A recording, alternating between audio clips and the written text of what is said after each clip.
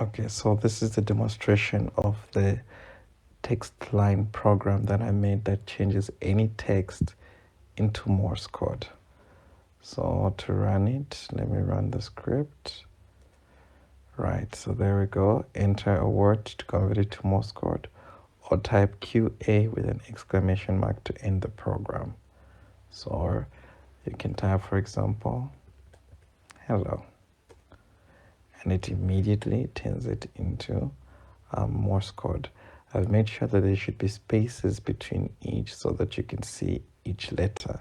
So this is the HELLO right there. So what about when if it's multiple words? For example, a sentence. Okay, let's try hello world.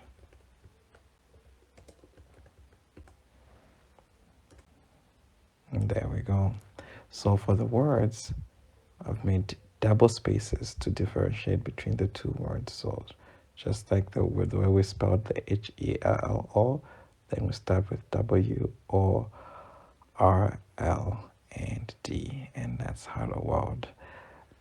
I don't know what the use case would be, but I thought it would be just a fun program to create. Thank you for watching. Now to be able to end the program, you just type QA with an exclamation mark, and it ends the script.